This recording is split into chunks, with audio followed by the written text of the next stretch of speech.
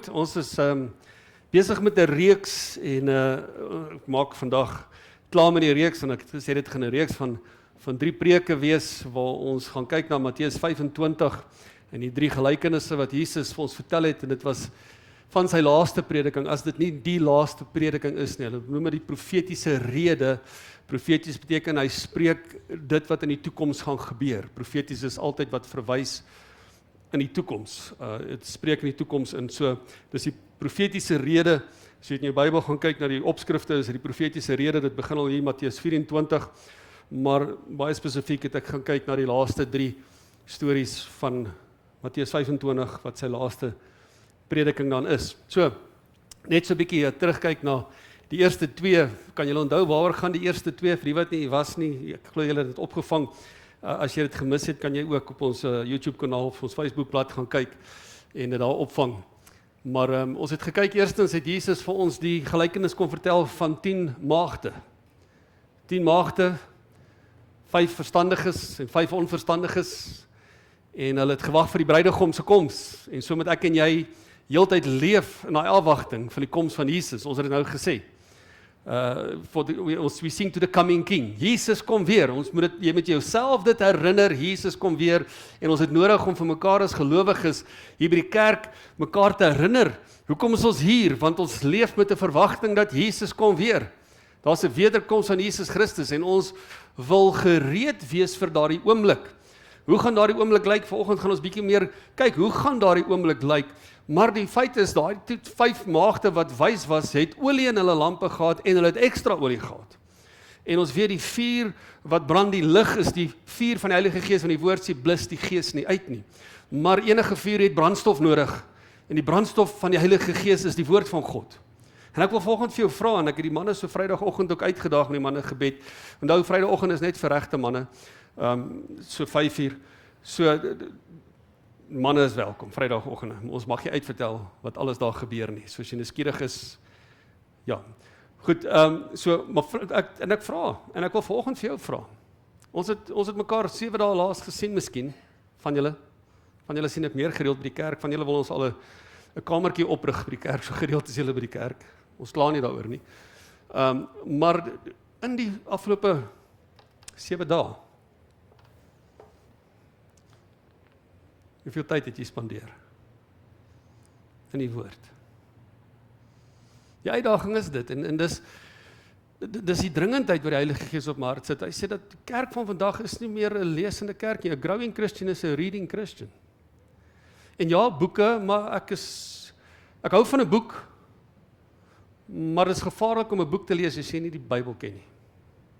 Dit is gevaarlik om na 'n preek te luister. Dit is gevaarlik om na raad te volg as jy nie die Bybel ken nie. Want die is die beste raad. Hoe leer jy hom ken? Jy maak oop en jy begin lees. En om oop te maak en te begin lees, het jy nodig om tyd te maak vir die woord van God. Weet, as jy met 'n baie belangrike persoon 'n afspraak het, dan gaan jy sorg dat jy by die afspraak uitkom. En jy gaan die prioriteite reg hê en jy gaan die tyd uitkoop en alles net rondom dit reël. Daar's nie 'n belangriker persoon om jou tyd te spandeer as met Jesus nie. Daai is die woord wat lewend geword het. Jy met 'n afspraak, jy moet jou dag skeduleer, in jou 24 uur elke dag, het jy nodig om 'n tyd uit te sit, nie om na 'n preek te luister nie. Daar's tye om preek te luister en YouTube aan te sit, al die goed aan te sit, maar daar's tye wat jy intiem met God verkeer, want Jesus sê, wanneer jy bid, gaan in jou binnekamer, sluit die deur. En dit wat in jou binnekamer gebeur, reflekteer na buite, in jou geestelike lewe. Net so 'n bietjie huweliksraad. Dit wat in jou, wat onderskei jou verhouding met jou huweliksmaat van enige ander persoon in die wêreld? 'n binnekamerlewe. Ons praat van intimiteit. Die binnekamerlewe reflekteer na buite. Net so geestelik. Jesus sê, God roep jou tot 'n intimiteitsverhouding met hom. 'n binnekamer verhouding met God. Gaan in jou kamer, sluit die deur, sodat daar geen hindernisse kan wees nie. En hy wat in die verborgenheid sien, sal jou in die openbaar vergeldig. Gaan lees dit Matteus hoofstuk 6. Koop tyd uit. Begin met 1 versie, begin met 5 versies, of begin en daag jouself uit. Kry, daar's leesplanne, daar's oulike goed wat wat tot jou beskikking is, maar kom weer terug in die woord. Lees jou Bybel. Bid elke dag. En die resultaat is, en dat jou geestelike lewe is presies soos jou fisiese fiksheidslewe.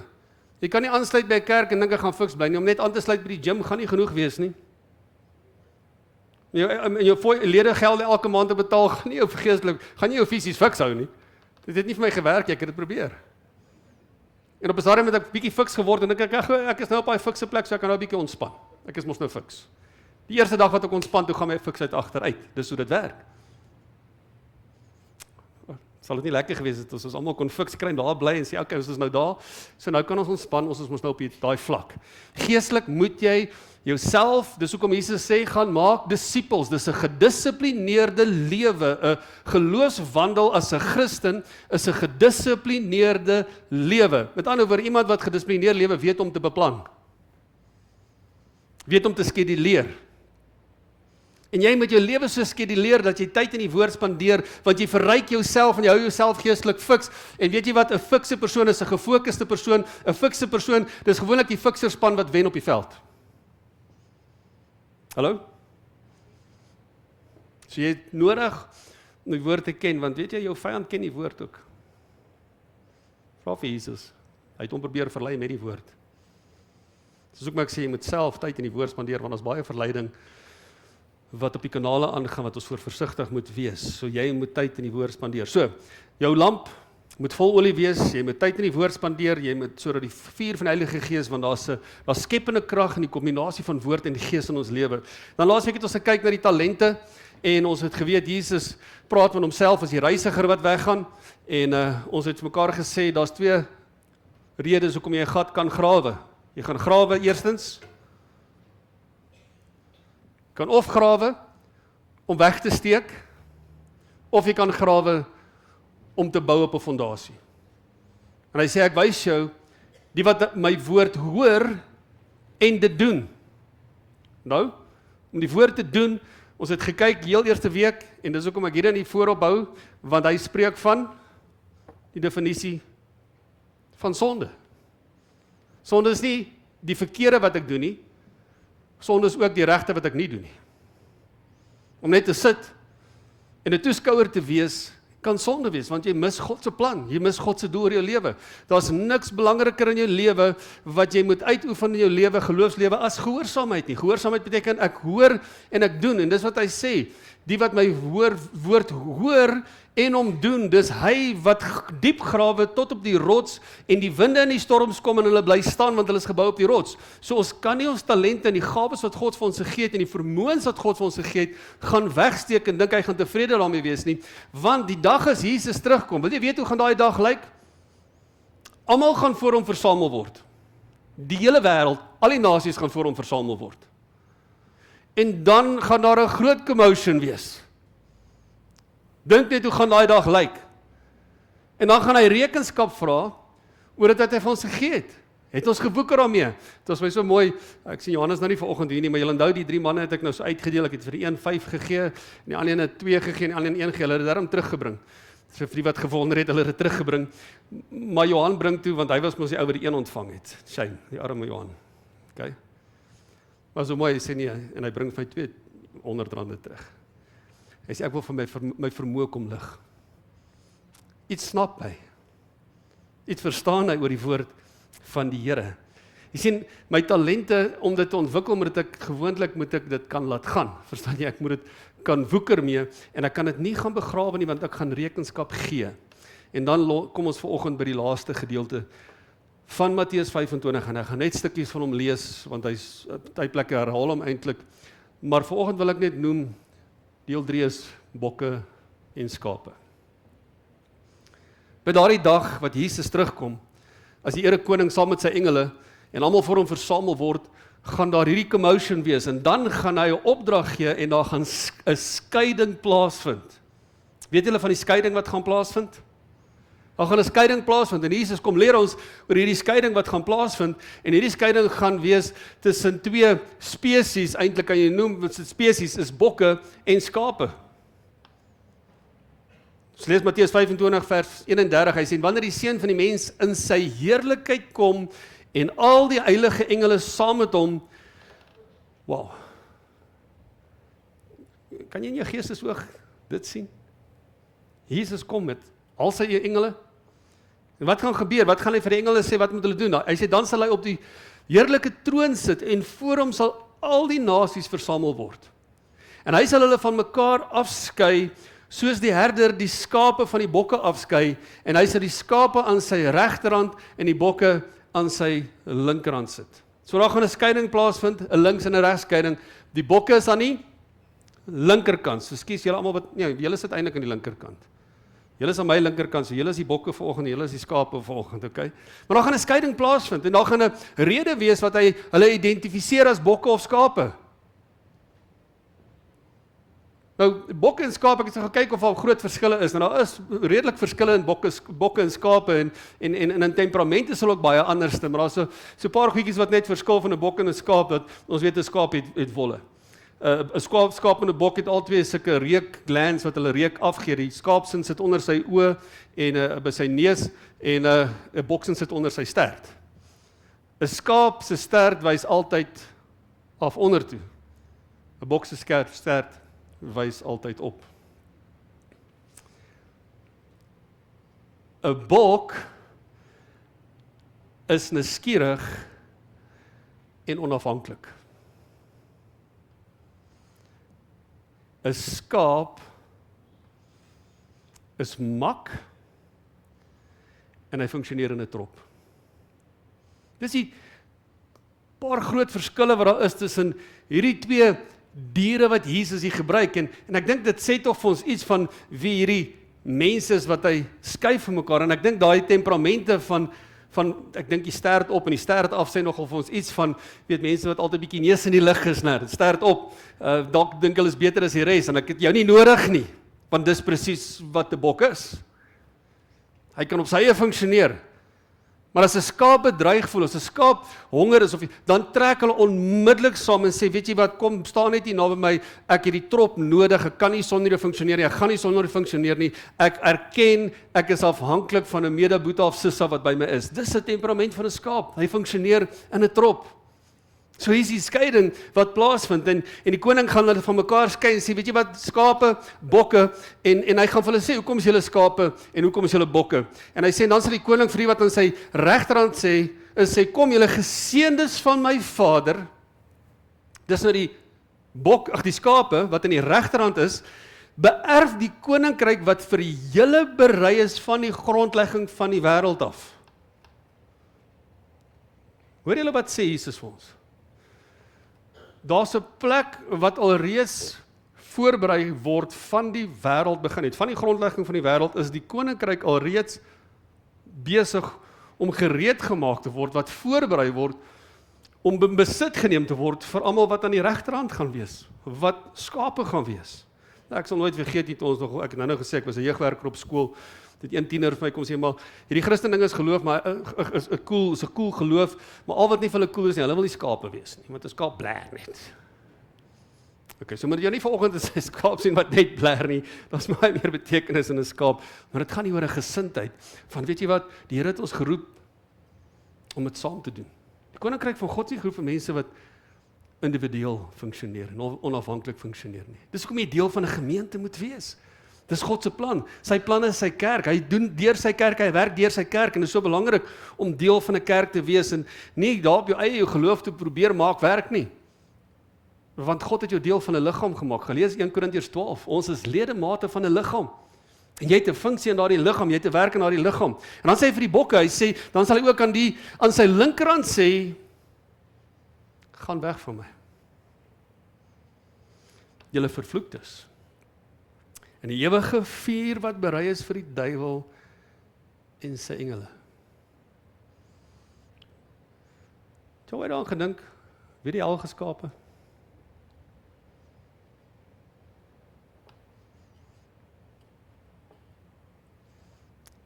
Het die duiwel die hel geskape? Nee, hy kan nie skep nie. Hy het nie die vermoë om te skep nie. God het die ewige poel van vuur geskep. As jy die Openbaring gaan lees, sê hy, want dis die voorland van Satan, my en jou vyand, as gevolg van sy verleiding van God se kinders deur die eeue deur.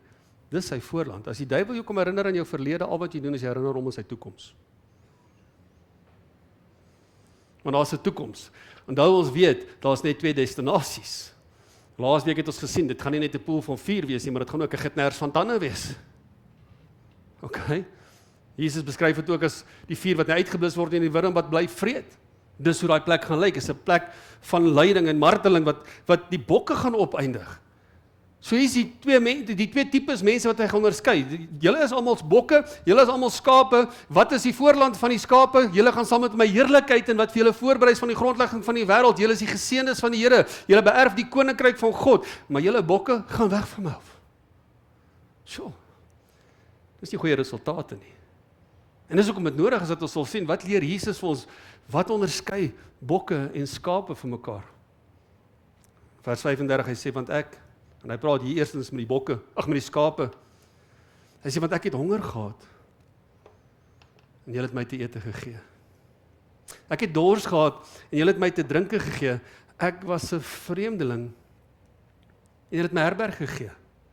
Ek was naak, en julle het my geklee. Ek was siek, en julle het my besoek. In die gevangenis was ek, en julle het aan my gekom. En hulle vra vir hom, as jy verder aan lees, Here, maar wanneer het ons hierdie gedoen? En Jesus antwoord hulle. Maar toe hy by die bokke kom, toe sê hy, gaan weg van my, maar kom met ons weggaan, want julle het nie hierdie dinge gedoen nie. Is nie, wel, bokke, skape, well done. Jy het daarom so gereeld, elke nou en dan gevas, jy het daarom soveel ure gebid, jy het soveel versies uit jou kop uitgeken, jy het soveel keer kerk bygewoon, well done, jy's 'n skaapie. Jy het 'n teologiese graad agter jou naam, well done. Jy het soveel siekes gesond gemaak, well done. Jy het soveel profetiese woord gegee, jy het soveel duiwels uitgedryf, well done, kom skaap. Nee. Ek dink soms het die kerk deur die eeue die evangelie van Jesus Christus en ons geloof te ingewikkeld gemaak. Want Jesus kom maak dit eenvoudig. Wie gaan dit maak? Wel, die wat in die behoeftes voorsien van mense. En wat hy hier kom noem, en ek wil dit vanoggend net so 'n bietjie uiteensit, is hy kom noem die 6 seker grootste behoeftes van enige mens in wie hy as mens is. Die 6 grootste behoeftes. En wat die Here vir die bokke kom of die skape kom sê is, well done. Julle het die behoefte raak gesien en waar julle kon het julle die behoefte ontmoet. Julle gaan die koninkryk beerwe. Julle wat iets gedoen het vir iemand anderste.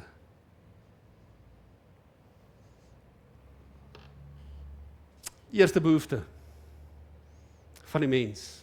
Ek het van die ek sal nie die name noem, ek sê hulle gehou, geniet so die illustrasies, want dan onthou hulle die preek. So ek gaan nou vanoggend ook illustrasies hê, dat julle dit nou kan onthou. Die brood, ek het honger gehad, en julle het my iets te ete gegee. Ek was dors. Julle is my iets gee om te drink. Baie teologies, ingewikkeld. Hierdie skaaplewe. Wat sê volgende? Ek was 'n vreemdeling. Julle het my herberg gegee. Nou, ek het probeer iets kry om dit te illustreer, maar as jy iemand herberg gee is, ons was die naweek in Bloemfontein, so al wat ons, ek weet nie wie van julle het al by Booking geboek, en as daar aangekom het, dan weet jy, die foto's lyk baie beter. En as jy instap, is die vreemde musiek is sommer al klaar aan die gang, en ons het net so ingestap, en my vrou die gordyne net so gekyk, en sê die gordyne hang nie eens reguit nie. Ons gaan 'n ander plek soek. Al wat ons wil hê is, ek soek net 'n plek om my kop op 'n kussing neer te lê om geherberg te word. Ek was 'n vreemdeling. Julle het my geherberg.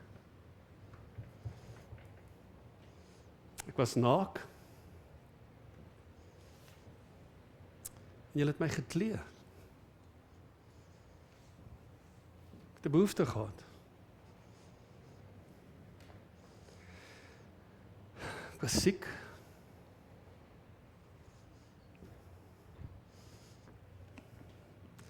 Therese was baie bekommerd toe ek haar voor die diens vra, ek soek die noodopkassie. Sy sê, wat gaan jy met die gemeentelede doen volgend? Ek was siek. Ek het omgegee. Ek was gevange. Julle het na my gekom. Ons het hierdie kettinge al meer as een keer gebruik. Ek weet seker maak 'n paar is wakker. Hier is die ding. Ons geloof lewe gaan oor mense. Jou roeping gaan oor mense. Elkeen van ons wat vanoggend hier sit, kan ek jou beloof, het al 6 hierdie behoeftes. Elkeen van julle wil eet nou en dan. Elkeen van julle wil ietsie drink nou en dan. Vir die regte dors. Baie mense drink vir 'n verkeerde dors. Wat nie goeie resultaat het nie. Elkeen wil net 'n verhouding staan met iemand. Elkeen wil tog net iets aan hê om aan te trek. En elkeen wil tog net weer daar's iemand wat omgee. Ek het eendag 'n boek gelees en hulle sê hulle reken van al hierdie behoeftes. Natuurlik is dit vleeslike behoeftes, fisiese behoeftes, want jy wil iewers kan slaap, jy wil iewers kan eet, jy wil iewers kan drink, jy wil iewers klere kan aantrek. As jy siek is, wil jy versorg kan word en gesond kan word. Maar hulle lig hierdie een uit. Die grootste behoefte. Weet jy dat in jou menswees, soos jy vanoggend hier sit, is jou grootste behoefte in jou lewe is om te weet, hoor gou mooi, wat beskryf die behoefte so mooi, dat as jy vanaand nie by die huis uitkom nie, is daar iemand wat bekommerd gaan wees.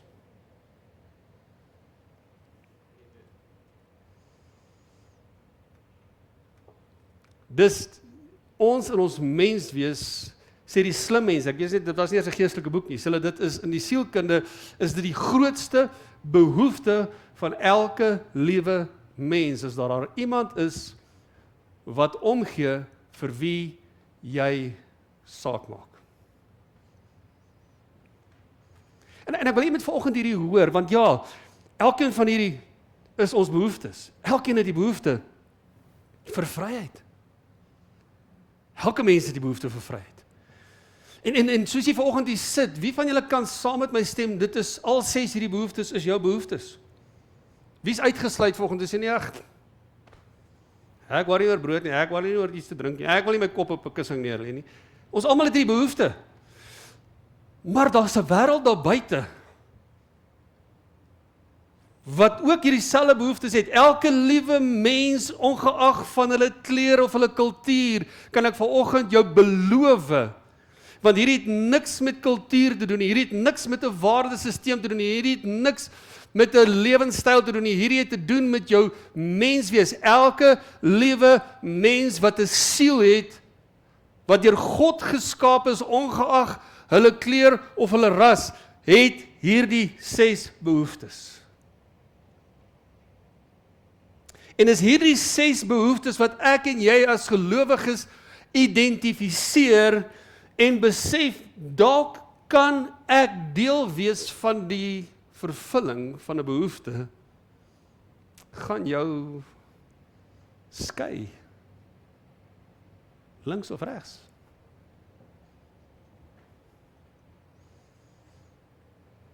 Dit is eintlik baie eenvoudiger as wat ons gedink het.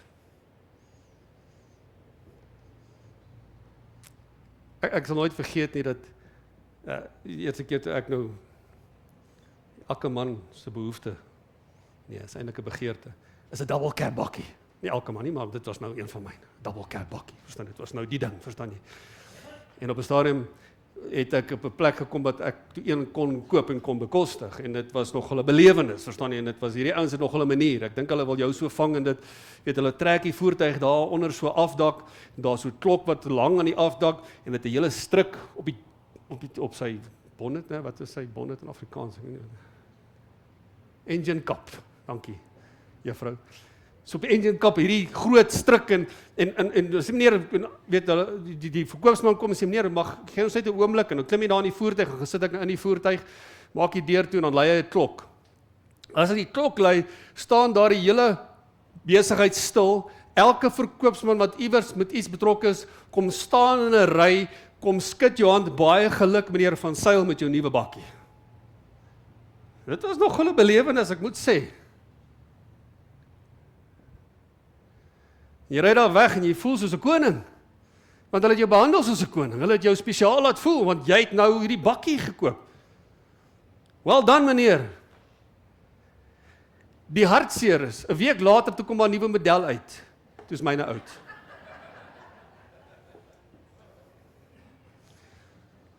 Want daai gevoel was lekker. Daai selfde dag ry ek terug en ek wil hierdie vertel, want die Heilige Gees het my kom deel, en jy het hierdie gevoel, en ek stap en ek stop, eerstens, ek besef toe die ding moet brandstof kry, verstaan jy, hy kan ook nie funksioneer, hy is ook useless, as er nie brandstof in sit, en dan stop ek in brandstof, en terwyl ek instap by die kafee, ek net vir my koeldrank te gaan koop, staan daar 'n man buite, en hy sê, meneer, jy nie vir ietsie om te eet nie. En ek kon met 'n R5 vir my brood koop. En toe ek die brood in sy hand sit, toe sê Heilige Gees my, daai bakkie het geen ewigheidswaarde nie. Daai R5 het nou net ewigheidswaarde bygevoeg in jou lewe. Kom ons kom by die eenvoud van die evangelie.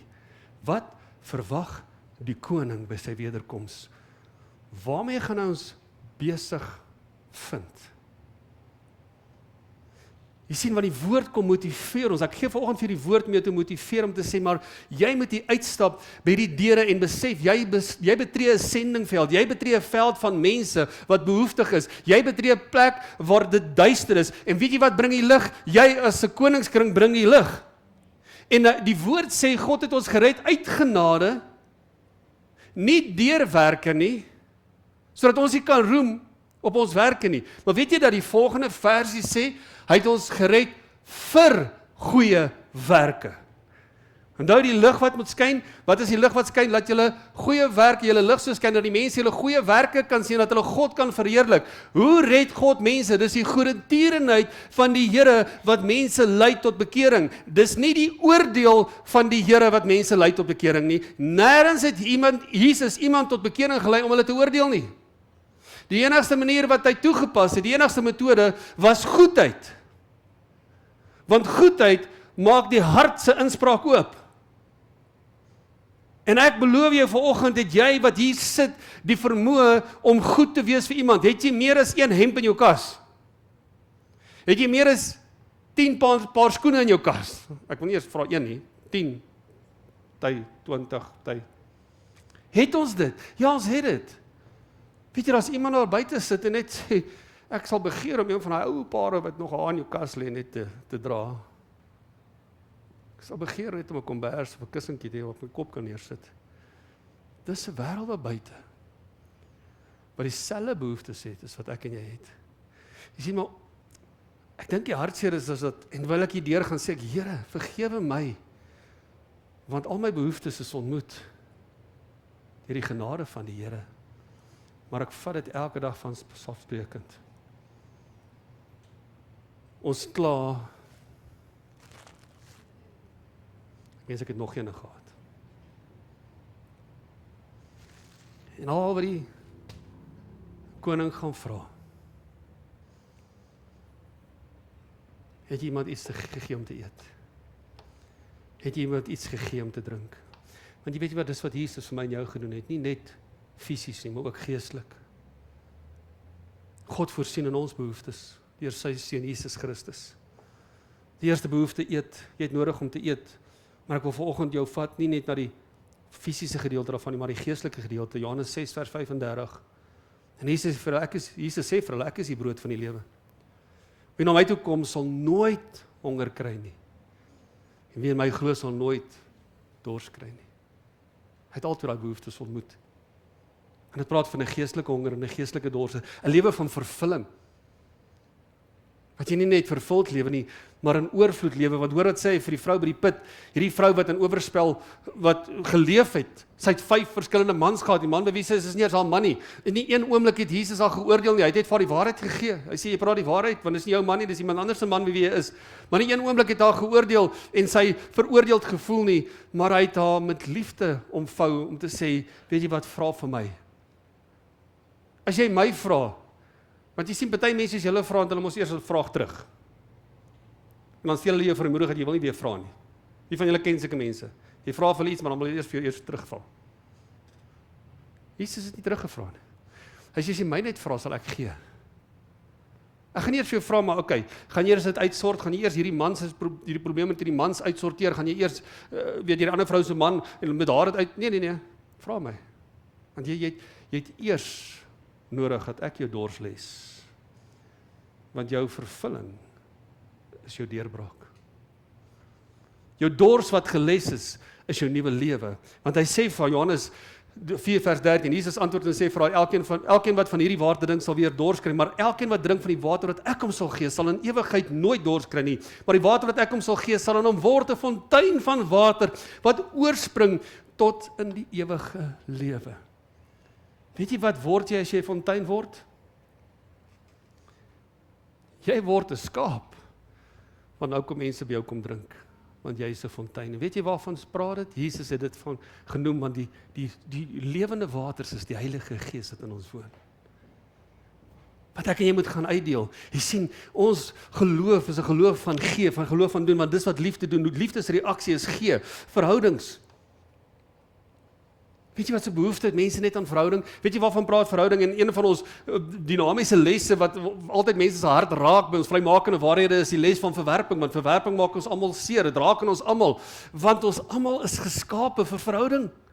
Dis hoekom verwerping so seer is, en ons betree 'n wêreld daar buite wat so verwerp is, en hulle gryp na die krikke van hierdie lewe wat hulle laat beter voel oor hulle verwerping en die trauma wat hulle beleef het van elke verhouding wat skibreek gelei het.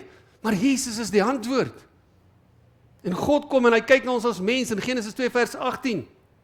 Is die ook die Here God gesê, dis nie goed dat die mens alleen is nie. Ek sal vir hom 'n hulp maak wat by hom pas. God ken jou behoefte. En daarom kom hy in die Nuwe Testament en hy sê ek ontmoet hierdie behoefte want ek stig my gemeente. Jesus sê ek bou my gemeente. Jy raak deel van 'n gemeente, ons raak deel van mekaar. Ons funksioneer nie onafhanklik nie, maar ons funksioneer in 'n trop wat sê, weet jy wat, saam kan ons beter, saam gaan ons meer vermag, saam gaan ons hierdie wêreld transformeer. Handelinge 2 vers 47, hy sê terwyl hulle God geprys het, dis die begin van die kerk in Handelinge 2. Hy sê terwyl hulle God geprys het en in guns was by die hele volk en die Here het daagliks by die gemeente gevoeg die wat gered is. Wat doen hy? Hy kom skakel jou in, hy kom maak jou deel van sy liggaam, hy bring jou op daai plek wat jy nie meer 'n vreemdeling is nie. Elke vriend was eers 'n vreemdeling op 'n stadium. Dit is my so lekker met ons klein groepies en ons lewe groepe op woensdaande en ons vrymakende waarhede is 'n klein groepies. Daar's so 'n koneksie wat plaasvind. Dit beteken amper meer as die lesse. Want iemand ontmoet jy wat jy besef, maar weet jy, ek is nie alleen in hierdie stryd nie. Ek het iemand met wie ek kan deel, wat verstaan waardeur ek gaan, wat empatie het waardeur ek gaan, wat my nie gaan oordeel nie. Dis hoekom ons so nodig het en so afhanklik is van gemeenskap, van gelowiges kerk. Paulus sê, moenie die onderlinge byeenkomste mis nie, want die daar ook al 'n boser, ons het nodig om by mekaar te wees en te bemoedig. As jy uitstap, moenie verdwyn in jou kar klim en ry nie. Want hier's dalk iemand wat net 'n behoefte het, wat net wil sien dat jy hulle raak sien. Almal wil raak gesien word. Dalk is jy net die een wat daai persoon vanoggend moet raak sien. En jy maak van jouself 'n skaap. Want jy ontmoet die behoefte van verhouding om gekleed te word. Wat het gebeur met die eerste sondeval? Soveel mense loop naak rond as gevolg van sonde en slawerny en sonde.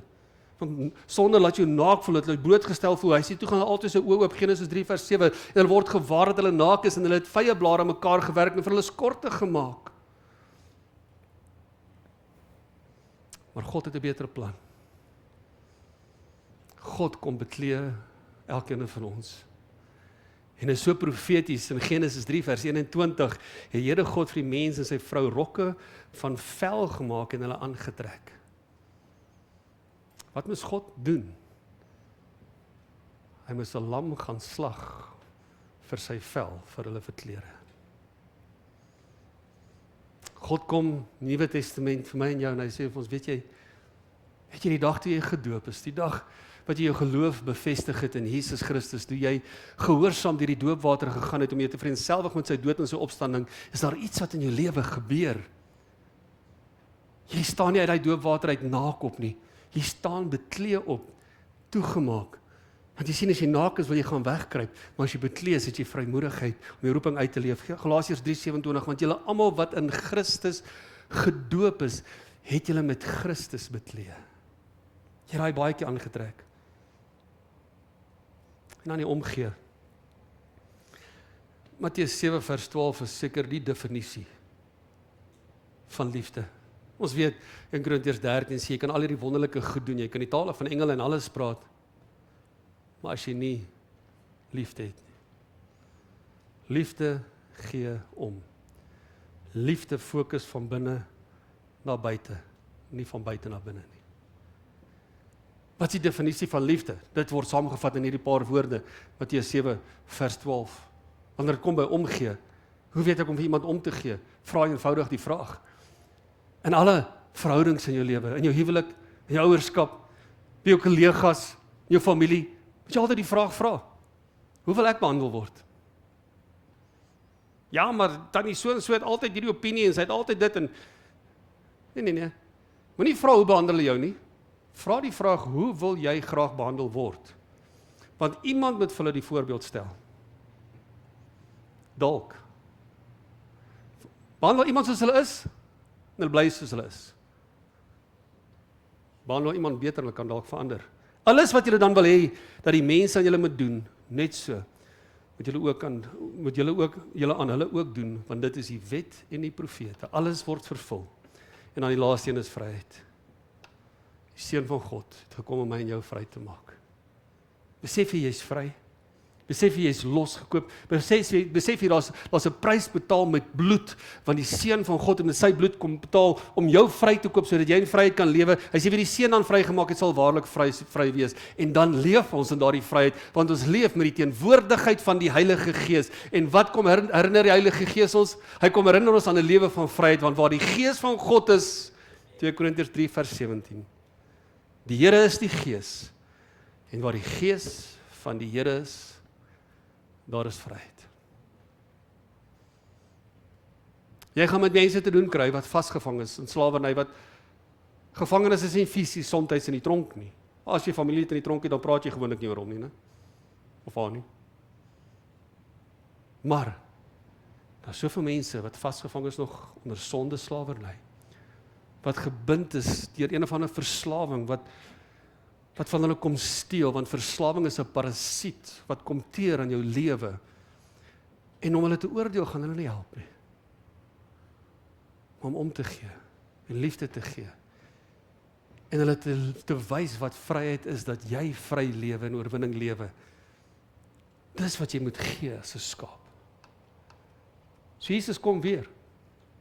Glo jy dit? Daar gaan 'n groot skeiding plaasvind. Mag ek en jy, wanneer die engele kom en sê, jy is die kant toe, jy is daai kant toe, jy gaan die kant toe, jy gaan daai kant toe.